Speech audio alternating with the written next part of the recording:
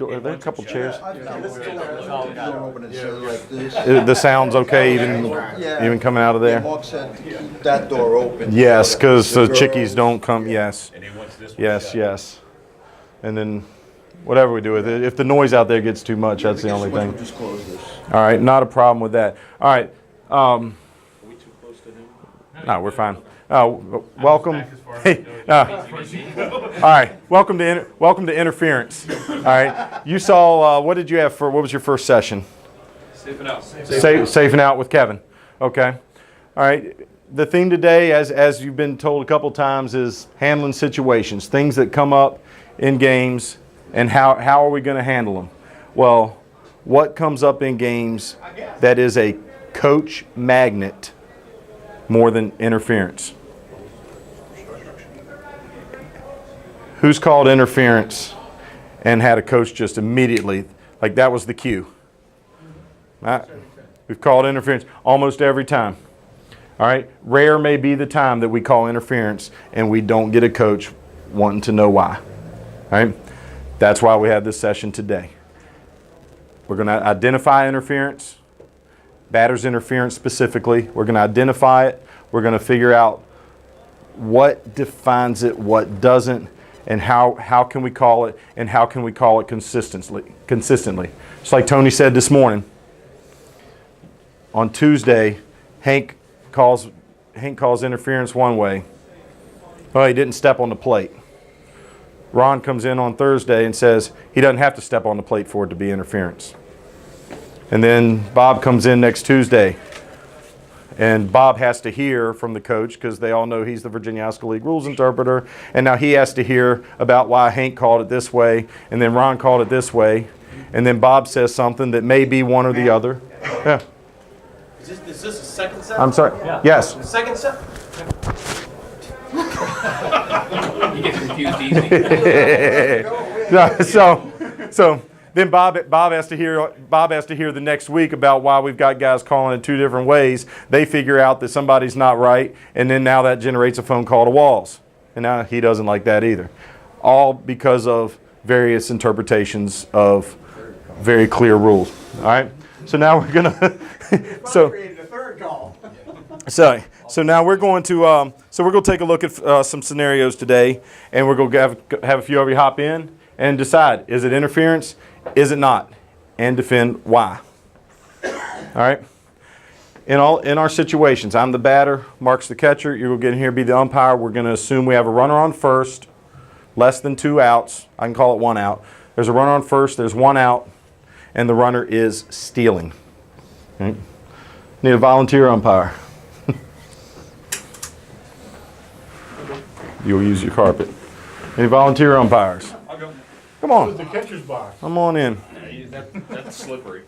All right.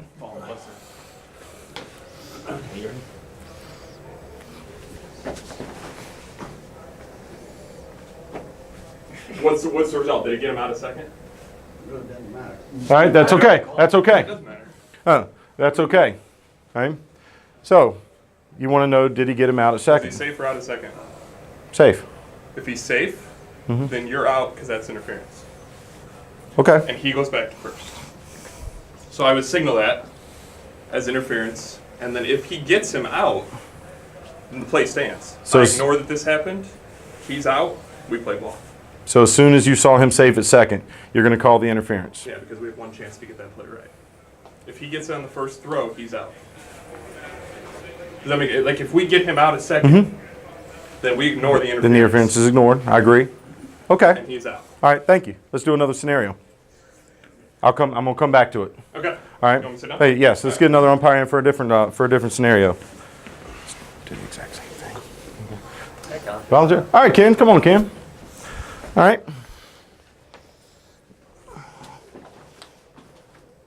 I got nothing. All right. You got nothing. Got nothing. Okay. A very weird swing. Also not trying to whap somebody with my 2-year-old son's bat. All right. You've got nothing. I got nothing. Okay. I get another umpire. Yvonne? All right, Hank. I know you were fucking with Change it up. Actually, this is just like the WWE. It's all pre-scripted. I appreciate That's nothing. Okay. Next.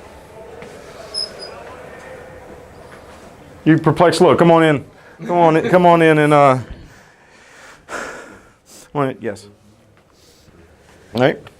In.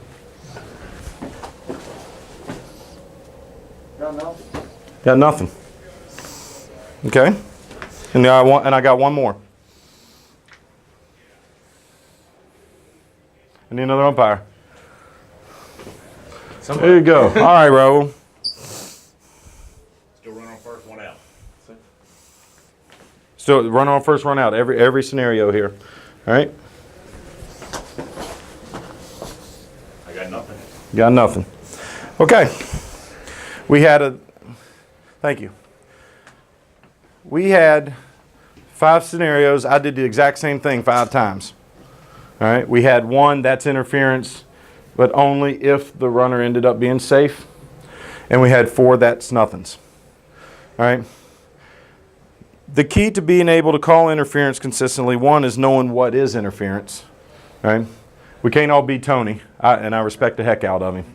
But I'm not good enough to memorize the entire rule book, or 3 different rule books if you're all right.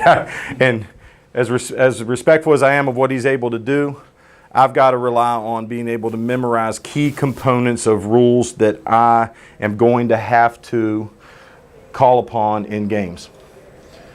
We agreed earlier, interference is a coach magnet. If many of my discussions with coaches come from interference calls, that might be one that I want to draw key points from. All right. So, if you have your rule book, you can peek at rule. I think it's 7-3. What did you do? You said you did exactly the same Yeah. thing in all 5. Yes, We tried to. and that's where I'm coming to. It's as close as I could get. Okay. Now, In some of those, what I saw as differences, in some of those, you were on the plate a couple of times, and in others you weren't. and that's where we're going. That's exactly where I'm going next. All right. Now, 7-3-5. My question is, Yeah. it looked like you were intending to interfere, like you leaned in to me. all right. That's where. So that's where I'm going with this. My intent every time was I did not step on the plate, but I leaned over the plate. Has anybody found 7-3-5? Yeah. Go for it. Interfere with the catcher's, interfere with the catcher's fielding or throwing by leaning over home plate. Stop right there. Okay. All right. The batter is out if he interferes with the catcher's throwing by leaning over home plate. So if I leaned over home plate, even though I didn't step on the plate, and I hindered, is hindered in there somewhere? And hindered or interfere with the catcher's ability to make a play or to field or throw, then by rule that is interference. Right? Now, so if I step on the plate, if I step on the plate, that's easy to see. Everybody can see it. Now you just have to make the decision, am I going to call it or am I not? All right? I know it's the easy thing to do sometimes, to say, the catcher didn't contact him, they made the throw. All right, the throw was a halfway decent throw. I know if I call it, the coach is going to come see me. It's the 6th inning and it's 19-4, and I just want a couple outs so we can get out of here. And we pass on it. All right, I understand that. The point of today being calling things consistently as a group, so we don't have our scenario where Thursday's crew is doing something different than Tuesday's crew that's different from next week's crew. All right, so on that interference play, we had 1 was going to call it if he was safe, 4 passed on it, and we identified that leaning over the plate is interference on the batter. All right, we learned a rule then. We lean over the plate, it's interference. How the mechanics are calling, I'm going to come back to in case that's in the back of somebody's mind. I will come back to that at the last part of this session. All right, let's go to third base. Can I get another umpire, please? You have another umpire? All right. Oh, now I have to stump the rules interpreter. If he had, I can't win in this one. If he says it is, that means it is. I can't win. All right. All right. We're going to third base. Got nothing. Okay. Bob's got nothing. Okay. Have another umpire? Thank you. I gave him a non-controversial. Thanks, Mark. Job security. Yeah. Right. That's interference, batter's out, runner returns to second base. Okay. Here comes coach. Did my batter step out of the box? He moved in front of the, he impeded the throw of the catcher. He moved in front of the catcher. But did he leave the box? Yes, he was out of the box. He did step out of the box. The box is right here. Look, my batter, his footprint's right here. That's in the box. My batter didn't step out of the box. How's that interference? No, No what? no, he stepped out of the box. His footprint's right here. Look at it. Look. His footprint's right here. No. Okay. Thank you. And that's one we'll come back. We'll come back to that as far as the situation. All right. I need another umpire. Somebody hadn't hopped in. Somebody hop in. All right, Aaron.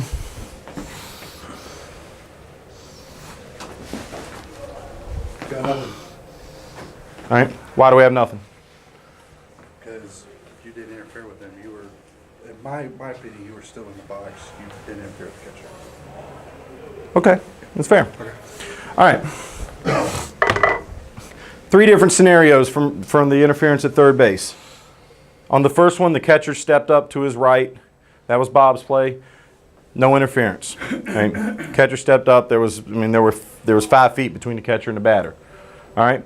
The second one, I stepped back. Now, my intent was to stay in the box. We don't have a defined box. I guess if we counted tiles, you would see that there's 3 tiles this way. So my foot technically would have been in the box, which is where I tried to bait you as the coach into that argument. So what if I stayed in the box? Let's take the out of the box part out of it. If my foot was in the box. Now explain. You interfered with the catcher's throw. You stepped back and blocked his throw to third base. I disagree. If you're in the box, it doesn't matter. If you're in the, all right, so that's why we're doing this today. It's okay. Not saying Yeah. if you're in a box doesn't matter doesn't necessarily mean That, that. so Those actions that, do like- okay, I get it. Let's stay with it now. All right, stay with me. It's back here. We just All right. learned that being in the box. We're gonna. You can lean over. All right, let's reel it back in. Hey, one more. Hey, stay with us. All right, that's what this is intent. That's what the intent of this is. All right. Now, go ahead, finish your thought, and then we're gonna come to the opposing view. The batter stepped back, and from my perspective, I think it looked like he did it intentionally to interfere with the catcher's throw. He stepped back and interfered with the catcher's throw. Now, how's he going to intentionally? All right, kid. Excuse me. How's he going to intentionally do that? He doesn't know what the catcher's doing. He's got this guy. He does this, and then he just does And that. that's not what he did. The heck? what he did. Okay. Excuse Right. me. What did he do? I'll tell you. I was looking back to get my sign. I swung and I was looking back to get my sign from the third base coach. It is not. My interpretation is it is not the batter's responsibility to get out of the way of what the catcher does when the catcher makes his throw to third base if he's still But in he the stepped box and into not the laying over the path. plate. He stepped into the path Okay. of the catcher. Does the batter's box. Now let's get into how we can call and how we can interpret this to put us on the same page and simplify interference. Does the batter's box provide absolute protection for the batter? No. The batter's box does not provide absolute protection for the batter. 735 rule. Did the batter make a movement? Did the batter make any movement that hindered the catcher's attempt to make a play? Yes. So by rule, that is interference. Damn it. All right. So relying. Comfort level just went up. How many we had? Hey, he would be ecstatic. All right. So by rule, we have interference. All right. Now, how do we interpret things when we see them? Let's put it into action on the field. If we have a batter that swings and his foot does not touch the plate, right? I think the rule gives you the three scenarios. It's going to give you steps on the plate, leans over the plate, or makes a movement that hinders the catcher. You may have to correct my terminology, but I'm pretty sure I'm along the right lines there. All right. If the batter's foot does not step on the plate, it more than likely, as in probably just about every time, some part of his foot is touching some part of the inside of that batter's box line, which should be 6 inches from that inside corner home plate. I'm trying to for a visual, I'm trying to put that plate right in the middle. So if my foot's not touching the plate, unless it's in that just a perfect straight line, it's very likely that he is still by rule in the batter's box. All right, not a good response to use.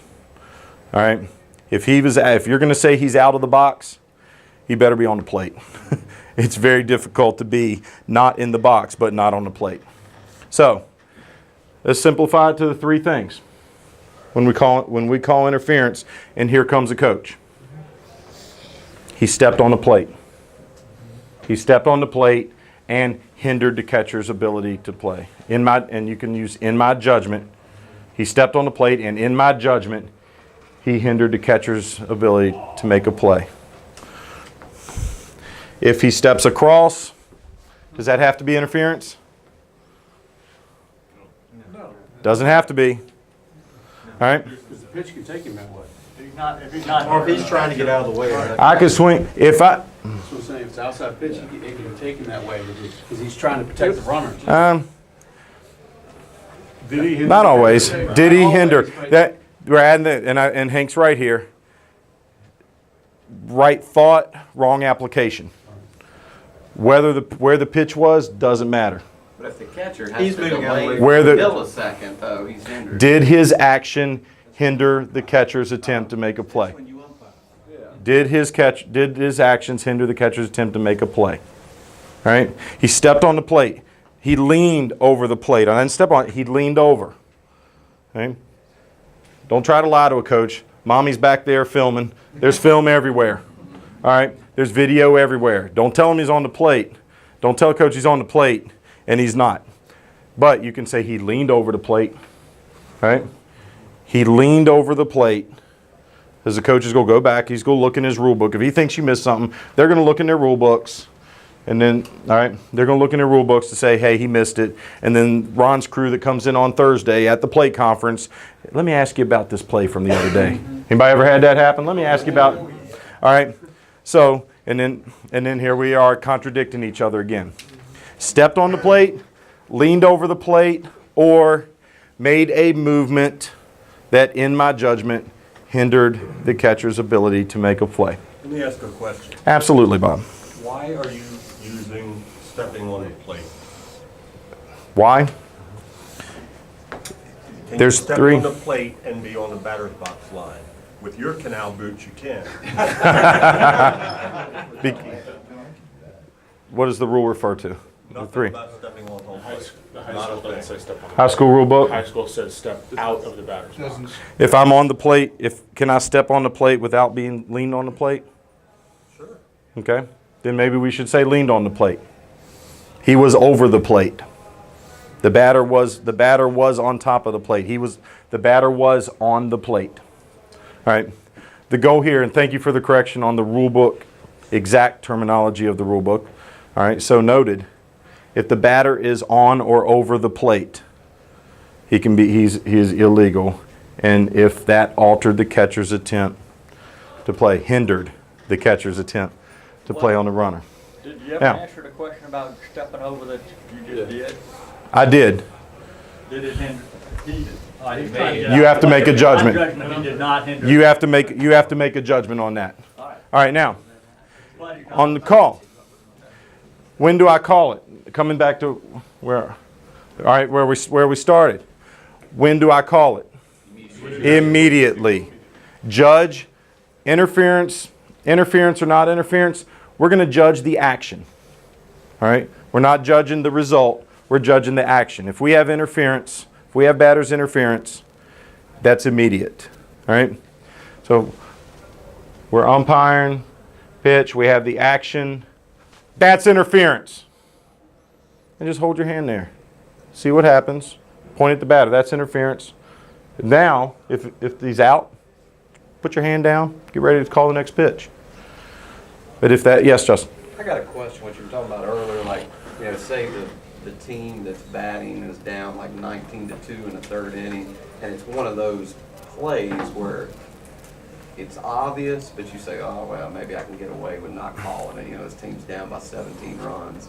And then the coach comes out, because some people just want to pile drive their opponent. You know, I mean, I see that sometimes. Apply the rule.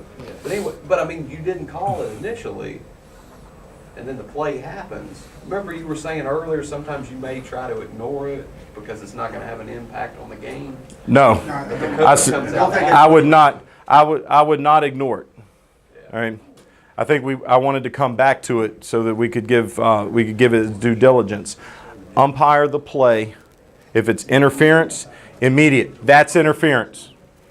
Now, is it a dead ball on batter's interference? Delayed. It's not. It's delayed dead ball. Let the play finish. If the out is a result of the play, just put your hand back down. Get ready for the next pitch. If the runner ends up safe, now we're going to have time. That's interference. He's out in our scenario because there's only one out. There are other situations where different penalties may apply. He's out. Runner is back at first. Okay? So regardless of impact. Call immediately. I think he missed your point. It makes originally. I think he was thinking that you were saying that you want to, but you were trying to say you want to call it consistently. Absolutely not. It's very difficult to do this and do it well if we're trying to put ourselves on one of the teams, and we're trying to umpire with the umpire in connection with the feelings of a team that may or may not be winning. Right? If it's interference, that's interference. If there's a steal play and it was maybe someone could think it's interference and it's not, all right? Maybe I step close but it's not interference, that's nothing. All right? That's interference or that's nothing. Okay? It's pretty, and make a decision. All right? That's interference or that's nothing. And now move on. Coach Magnet. We called interference. What do we have? We've got the coach. Here he comes. And now we're going to lean on our rule book terminology for a prepared response to what the coach says. He's going to ask, how is that interference? Your batter leaned over the plate. Well, did he get in the way of the catcher? Catcher's throw was fine. He didn't. He leaned over home plate, and in my judgment, he altered the catcher's throw. Right? There's nothing a coach can respond to that with. There's nothing a coach that can respond to that with that's going to change anything that happened. Okay? Any response they have, now you're circling the wagons to what you go to. I understand. Or maybe he thinks the rule sucks. All right, agree with him then. All right, we may have had that. He doesn't have to step on the plate for it to be interference. There doesn't have to be contact for it to be interference. No, he doesn't. Well, that rule sucks. Agree with him. Yes, the rule sucks. Yeah, the rule sucks. But I have to apply. I have to apply the rule. Yeah. Yeah, but apply the rule. Does not have to be a throw. The catcher clutches. All right, we can do that scenario. If the catcher clutches and doesn't throw, by rule, that's still interference. If the catcher attempts to make a play, I hindered the catcher's attempt to make a play. Call the interference. Yes, Hank? Does contact always require interference? No. Exactly. All right. I can scenario that one. Right? Catcher stepped into it. Okay. Tried to force it. Oh, did he lean over the plate? All right. It's a thing to think about. Did I lean over the plate, or did the batter lean over the plate, or did the batter make an action that hindered the throw? All right. If you have one of those two criteria, just call interference. Promise you, it won't hurt, but for a little bit. Here he comes. All right. Let them come. It's okay. Tony said this morning, we're working together as colleagues to facilitate a game. He has a question about the rule. More than likely, they don't know the rule, but when you call their guys out and you start sending runners back, they may come see you. It's very likely they will when we call interference. It's also why many of us choose not to, either because we don't completely understand the rule, or we just don't want a coach to see us, or we don't want a coach to come see us because we may be uncomfortable in those situations. Right? That's today's purpose. Let's make ourselves comfortable in these situations. Do y'all Right? see that? I mean, To- just remind me something Mark did. Yeah. Have y'all ever saw it where a catcher will try to get a call? Absolutely. Catchers will try, which is that last situation. He can see So, the guy get a good jump. they will try. He's not gonna get him out, so. Absolutely. That's where this comes into play. That's nothing. That's nothing. And now if you get the coach visit, there was contact. How's that not interference? In my judgment, the batter did nothing to hinder the catcher's attempt to make a play. It's very simple. Prepared responses. Prepared responses based on the rule. All right? I don't have to have the entire rule book memorized. All right? We know the rules, but prepared responses using some rule book terminology so that we can answer him, and then let him disagree with either your judgment. That's okay. All right? We agree to disagree. Now we have to get back to the game. We have to continue now. Or he comes out and he disagrees with the rule. Well, that rule sucks. Okay, the rule sucks. I agree with you, but I have to apply the rules. And we go back to play. All right? How am I on time, Sarge? One more thing, Matt, 8 minutes. 8 minutes. All right. that if you get caught up in the excitement, the ball's still alive if he's safe. I mean, if he's out. If he's out at second base, the ball's still alive. That's why that's interference. I mean, the coach starts. And if he's coming out- Hadn't called time, the ball's still alive. Just put your arm down. Call time. All right. You Isn't that just put right? your arm down and you play. The ball is still live on and out. All right. Can you control what the coach is going to do? I mean, the second baseman starts hollering, and It's- the guy's ball's still alive, so. All right. We're getting into subsequent plays. All right. For our scenarios, we put a single runner on first. All right. Now we got somebody said earlier. Sometimes we have to umpire, and in 35 minutes, there's absolutely no way to cover every possible interference scenario. All right. So chalk that up into yes. Sometimes we do have to umpire, but that's interference or that's nothing. If that's nothing, in my judgment, the batter did nothing to hinder the catcher's attempt to play. If yes, it is interference, the batter was on the plate or the batter made a movement to hinder the catcher's attempt to play, in my judgment. Beautiful word. By rule or in my judgment are two beautiful short phrases to put in there before. Predecess, is that an appropriate word? I don't have a doctor in front of my. All right. Or at the end. English major. All right. Yes, I'm not an English major, but in my by rule or in my judgment are two great things to use there. All right, so we can stand there and we can confidently call interference when we know we've seen it. All right, with that's interference, just pointed to batter, or that's nothing with a safe sign. All right, force play interference.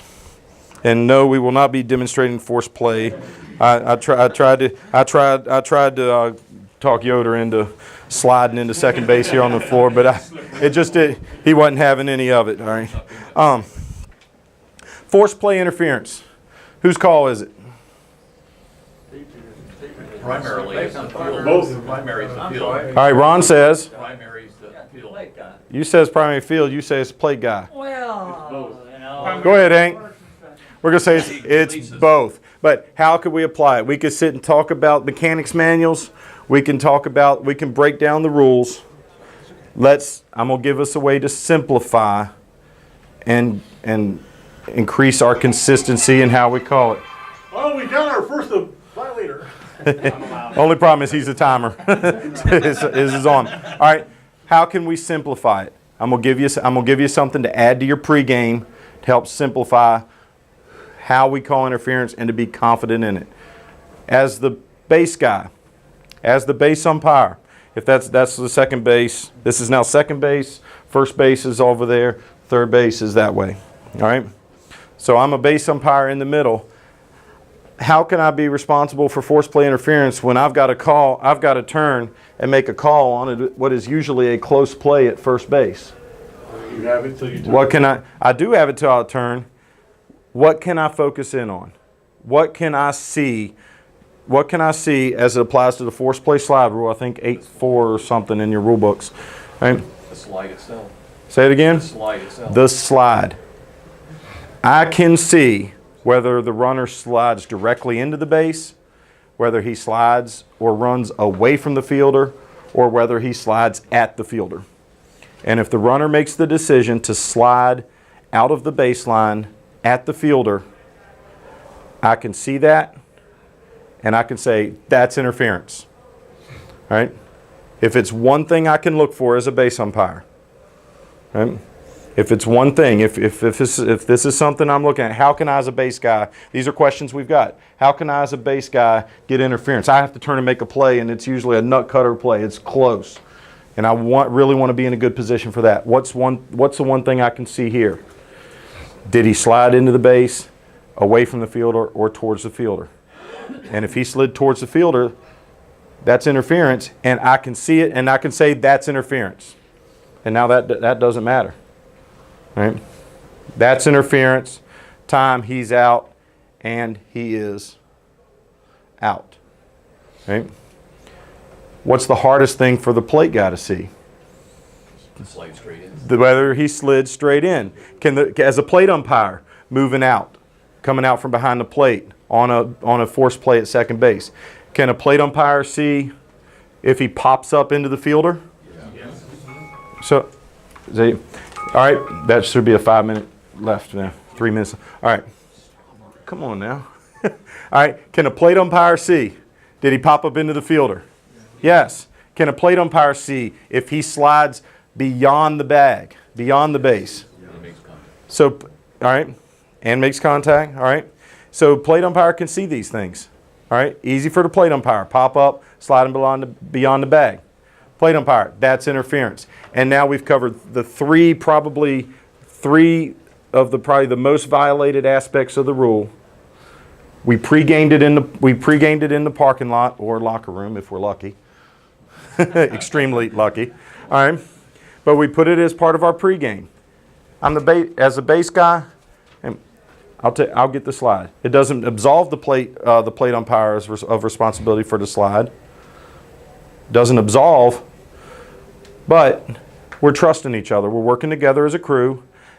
If he slides at the fielder, out of the baseline and at the fielder, I'm going to work to get that as a base guy. That's interference.